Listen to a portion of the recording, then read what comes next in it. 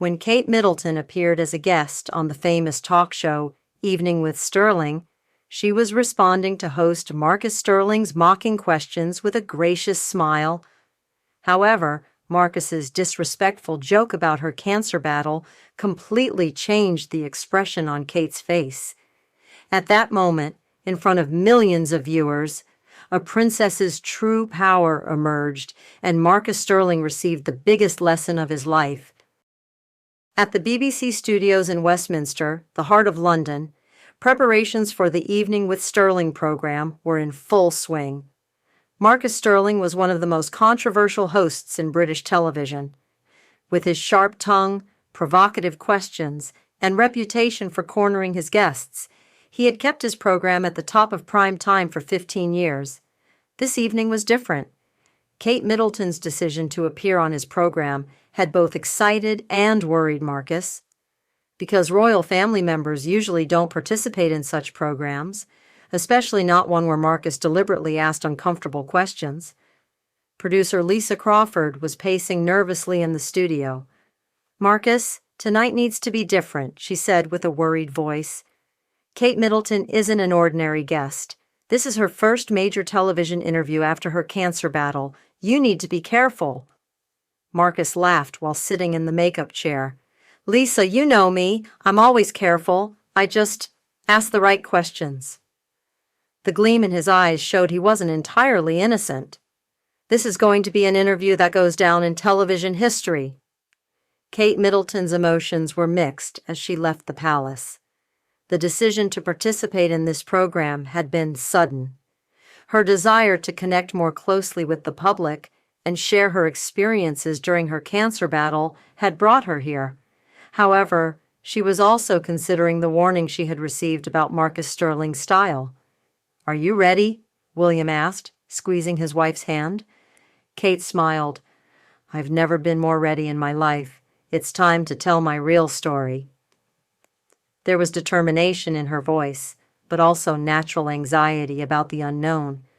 Marcus greeted Kate at the studio door with a professional smile and shook her hand. "Your Highness, thank you so much for joining us today. This is going to be a truly special evening." Kate nodded graciously. "Thank you for sharing this opportunity with me, Marcus." When the red on-air light came on, a familiar silence filled the studio. Marcus Sterling turned to the cameras and began speaking in his familiar, charismatic tone. "Good evening, and welcome to Evening with Sterling. Tonight we have a very special guest, Kate Middleton, the Princess of Wales." Kate nodded with a graceful smile. Her navy blue dress created an elegant appearance under the studio lights. "Thank you, Marcus. I'm happy to be here." "Now, Kate, Marcus said, beginning his questions, let's talk about the difficulties you've experienced recently. What was it like receiving a cancer diagnosis, especially in your position?" Kate had expected this question. "It was certainly a difficult process, Marcus. But what I learned is that when you face challenges, you discover your true strength. I didn't want to disappoint my family, my people, or myself."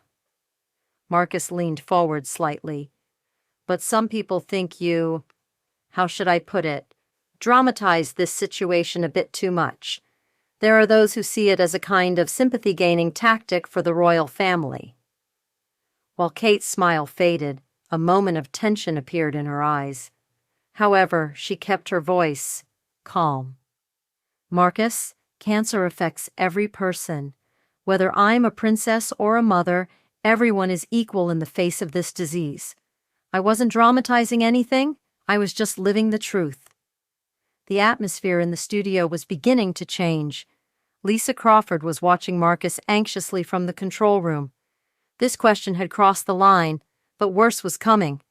Marcus became bolder after Kate's response. "Well, during your treatment process, how much of a truly normal experience did you have? I mean, did you receive treatment in public hospitals like ordinary people, or did you get special VIP treatment?" Kate tried to remain calm in the face of the implication behind the question. "Marcus, it's true that I received the best possible treatment, but this didn't make the struggle any easier. Pain, fear, uncertainty. These are the same for everyone. Marcus said, as if questioning Kate's answer. But regarding costs, can an average British citizen afford this treatment? What exactly did your treatment cost? Kate was surprised. This question completely crossed the line. Marcus, is this really important? The real issue is that everyone should have the right to access quality health care. Of course it's important, Chapo, though, Marcus continued, smiling, because the public wants to know what privileges the royal family has, especially when you're trying to appear so people-friendly. At this point, the tension in the studio became palpable. Kate's jaw muscles tightened, but she still hadn't lost control. Marcus, as the royal family, we take our responsibilities seriously. If we have special privileges, we use them to serve our people. Marcus had noticed Kate's discomfort, and this motivated him even more. Well, how were your children affected during this process? How did you explain the situation to them? It must have been difficult to say your mother might be dying. Kate's facial expression immediately changed. This question was too personal, too merciless. Marcus, she said, her voice now sharper, my children should stay out of this topic. Marcus went even further when he saw Kate's discomfort. But aren't they also public figures? The public wants to know how every member of the royal family was affected. George, Charlotte, Louis. Did they need therapy? Kate's patience was beginning to wear thin. Marcus, my children are still young, and this topic, well, about the treatment costs, Marcus continued without waiting for Kate's answer. The public wants to learn about the cost of the special treatment you received. How many £1 million were spent? And did this money come from taxpayers? Kate was surprised by Marcus's persistence. Marcus, this is really important, Marcus interrupted, now with a completely aggressive attitude. Because you're saying here I'm fighting the same battle as everyone else, but special doctors, special hospital, special care, all paid for by taxpayers' money. The atmosphere in the studio had become tense. Kate's jaw muscles were clenched, her hands trembling slightly on the table. Marcus, the treatment topic is very private. Private? Marcus laughed. You present yourself as part of the people, but whenever you're challenged, you immediately say, this is too private? Isn't this hypocrisy? Kate looked directly at Marcus. The patience in her eyes was giving way to stern determination. Marcus, please. Or, Marcus interrupted with a provocative smile, do they even know you were really sick? Maybe this was a performance for the press, and it wasn't actually such a serious situation? According to some sources, what you called chemotherapy was just simple vitamin treatments. Complete silence fell over the studio. Kate stared at Marcus in shock. This accusation had crossed every boundary. In the control room, Lisa Crawford murmured, "Oh no," and whispered to the director, cut to commercial now." But Marcus didn't stop. In fact, some people say you even cut your own hair, not from chemotherapy, because real chemotherapy patients don't look this strong. Kate's face had gone completely white. Her hands were trembling, but this time not from fear, but from anger. Everyone in the studio felt that a historic moment was taking place. Kate took a deep breath. Her facial expression had completely changed. She was no longer just sitting there as a princess, but as a protective mother, a strong woman, and a person whose dignity had been trampled. Marcus, Kate said, her voice low but clear. Stop now. Marcus was surprised. I'm sorry. It's just what the public wonders. No, Kate said, raising her hand. Now it's my turn to speak. Kate straightened up and looked directly at Marcus. Her voice was calm but sharp, every word carefully chosen. Marcus, when I decided to participate in this program, I thought I was coming to make a real connection with people. I wanted to share my experience during my cancer battle in a hopeful way. Marcus tried to speak, but Kate continued. but you're trying to turn this sacred struggle into a cheap show. You're turning my illness, my children's fears, my family's pain, into entertainment material." Everyone in the studio was holding their breath. Kate wasn't raising her voice or shouting, but every word was diminishing Marcus even more. "What kind of journalism is this, Marcus? Are you trying to turn a mother's most difficult moment into a performance? Do you see a woman's life struggle as drama?" Marcus couldn't find words to say for the first time. "I was just asking questions the public wonders about." "The public," Kate said, her voice now stronger, "approaches with understanding, respect, and love. You, however, have completely lost your humanity. Sitting in that chair doesn't give you the right to play with others' pain." Kate stood up. "And regarding my children," anger now sparkled in her eyes, "they are innocent children who need protection. You have no right to make their fears and anxieties material for someone like you." Marcus hadn't expected this reaction from Kate. "Your Highness, I was just—" "No, Marcus," Kate said, now completely taking control. "Now you listen to me. I've been serving this country for 25 years, in hospitals, schools, orphanages. I've encountered real people with real problems." Kate turned to the camera and spoke directly to millions of viewers. "I know everyone who fights cancer. I know how they feel when faced with their children's anxieties, and this struggle isn't drama. It's a matter of life and death." Marcus tried to regain control of the situation. "Of course, what I meant was—" "You know very well what you meant," Kate said, staring at Marcus. "You tried to humiliate me. You questioned my illness, exploited my children's pain. But what you didn't know is how much these experiences have strengthened me." Kate's voice now filled the entire studio. "During the nights when I thought I was dying, I heard my children's voices. I had to be a strong mother for them. You, however, are trying to defile this sanctity." The cameraman, sound technician, producer, everyone in the studio was watching Kate's performance in fascination. This was becoming one of the most powerful moments in television history. Kate turned back to Marcus.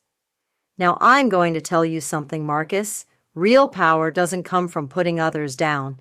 Real power comes from maintaining your dignity, even in your most difficult moments." Marcus had completely shrunk in the face of Kate.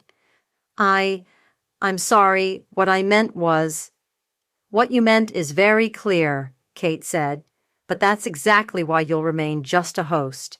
I, as a true leader, will continue to inspire my people." Kate turned to the millions watching the live broadcast. "I'm speaking to cancer patients, their families, everyone who's struggling. Your struggle is sacred. Your strength is real. And no one has the right to belittle your struggle." Spontaneous applause began in the studio. The cameraman, sound technician, even the security guards, everyone was applauding Kate. "This program," Kate said, "exists to inform and inspire people, not for cheap shows. I hope your viewers tonight have seen what real respect is." Marcus was left completely stunned. "Your Highness, have you really learned something, Marcus?" Kate asked. "Because this could be a turning point, not just for me, but for you too." Kate looked at Marcus one last time. "Do you know what, Marcus? You accused me of being a drama queen, but the real drama is your behavior. The real performance is your disrespect." Marcus tried to respond, but Kate continued, "I've been serving this country for 25 years. I've comforted crying mothers in hospitals, held the hands of cancer patients, given hope to children. You, however, dare to question me in return for this service." Kate's voice was now reaching all of Britain. "I didn't choose to be a princess, but I carry this responsibility with pride, because this means serving people.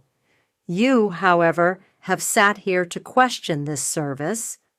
"Your Highness," Marcus said, now completely on the defensive, "You were just trying to satisfy your own ego," Kate said. "But remember, Marcus, I'm not just Kate Middleton. I'm the voice of millions of women, the hope of millions of mothers, and you cannot silence this voice." Kate stood up. "This interview ends here, because I'm not weak enough to tolerate disrespect. Real power is being able to say no at the right time." Kate removed her microphone and placed it on the table. "Marcus, I hope tonight has been a lesson for you. Real journalism isn't about putting people down, it's about trying to understand them." Marcus tried to prevent Kate from leaving.